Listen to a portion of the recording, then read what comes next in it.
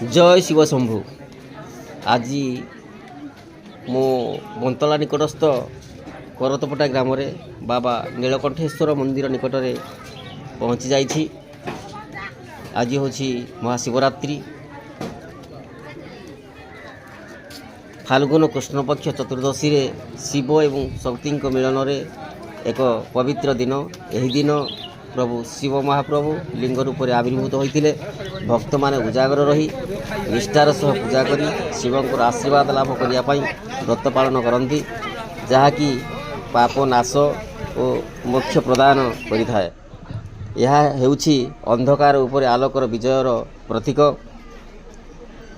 तेणु यही व्रत को बहु श्रद्धालु उपासक रही बाबांकर पूजा अर्चना करिथांती। तेबे आसंतु आमर केमिति माँ माउसी भाई भौन समस्ते बाबांकर पूजा करुछंती, आसंतु देखिबा।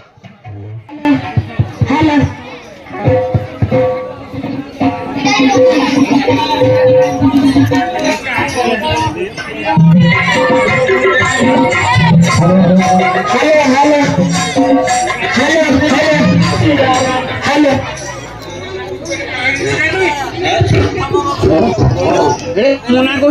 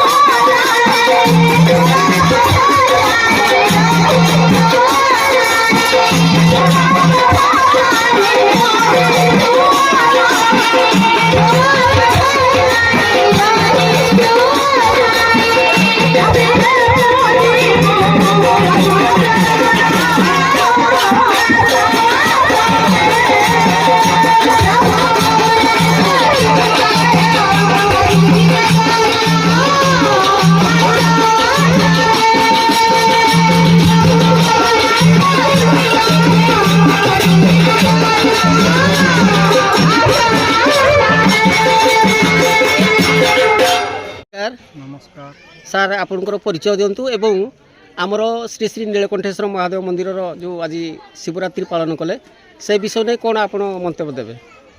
आम करतपटार बासिंदा, मो नाम कंभुपाणी षण्ढ। आमर ये नीलकंठेश्वर जो मंदिर स्थापन करूँ केवल मंदिर हो पारनी किंतु ठाकुर स्थापन कर 20 वर्ष है। 20 वर्ष भितर आम मेला महोत्सव करूँ किंतु आमर ये जो युव पिला माने सहयोग 3 वर्ष माने बाद्यदंड प्रतियोगिता आरंभ करुँ। आम्भे माने आशा करुँ से नीलकंठेश्वर दयारू आम किपरि उन्नतिमूलक काम कर। आज्ञा जो आमर बाबा नीलकंठेश्वर कौन महिमा थिला जे आपण ए जो कार्यक्रम शिवरात्रि पालन कर कौन महिमा आम जाचु? प्रथम 10 जन खंडे एदर आरोग्य लाभ करमर फास्ट कुमार बाबू बोली जड़े थे एवं मुना बाबू ये उद्भावन कर विषय बहुत बहुत लोक रोगी भी भल होती तेणु प्रत्यक्ष बोली आम ठाकुर को सेवा करूँ। हो बहुत बहुत धन्यवाद।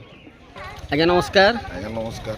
आपण तो आम जो नीलकंठेश्वर महादेव मंदिर कमिटीर सभापति अच्छा, तो यही शिवरात्रि जो आप महोत्सव पालन कले से विषय नहीं कौन मंतव्य देवे और ठाकुर महिमा को नहीं कौन मंतव्य रखिए?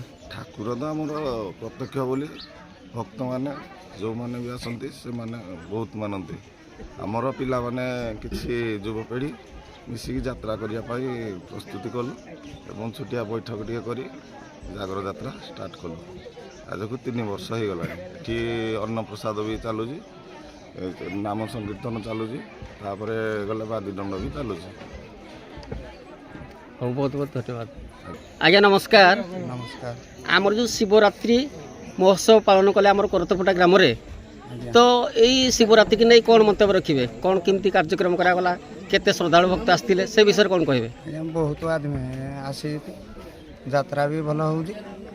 ପିଲାମାନେ ସମସ୍ତେ ପଞ୍ଚାୟତରୁ ଆସୁଛନ୍ତି, 5-7 ଗାଁରୁ ଆସୁଛନ୍ତି। ନାମ ବି ହେଉଛି, ଭୋଗ ପ୍ରସାଦ ସେବନ ବି ହେଉଛି, ବାଦି ଦଣ୍ଡ ବି ହେଉଛି। ଆମର ଯେଉଁ ଶିବରାତ୍ରି ମନ୍ଦିର କମିଟିର ଆର୍ଜିମେଣ୍ଟ କରାହେଉଛି, ଆୟୋଜନ କରାହେଉଛି, ସେ ଅର୍ଥ ରାଶି ସବୁ କେଉଁଠୁ ଆସୁଛି ସେ ବିଷୟରେ କ'ଣ କହିବେ?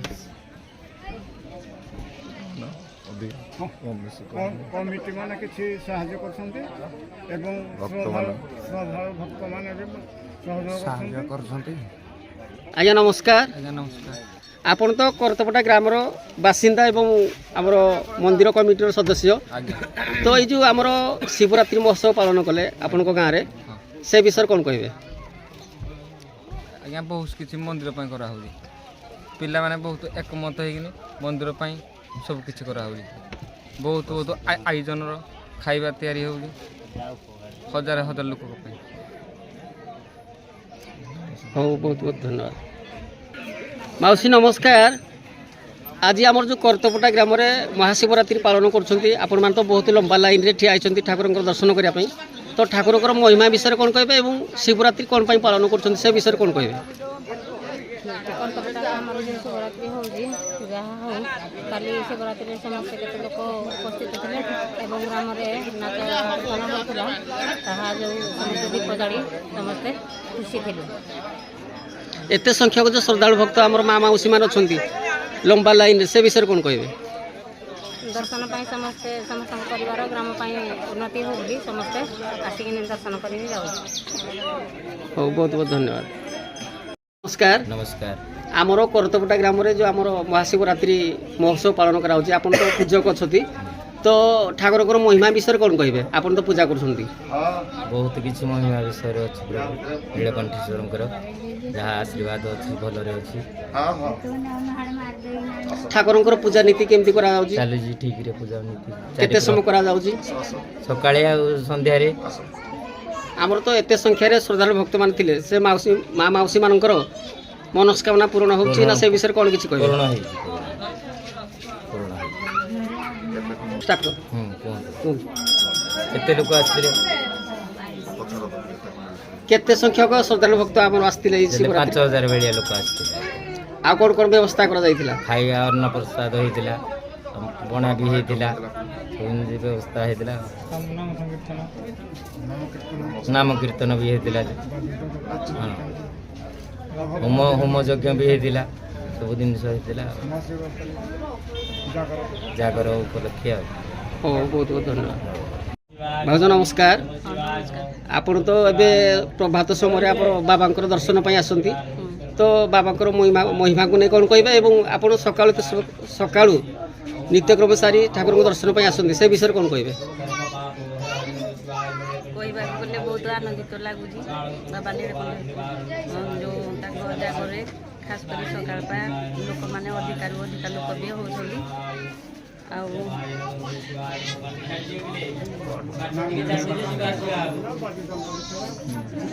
ନାମ ସଂକୀର୍ତ୍ତନ ହେଇଥିଲା ଏବଂ ବାଦି ଦଣ୍ଡ ଭୋଗ ଆୟୋଜନ ସବୁ ପ୍ରକାର ଆୟୋଜନ ହେଇଥିଲା। ହଉ ବହୁତ ବହୁତ ଧନ୍ୟବାଦ।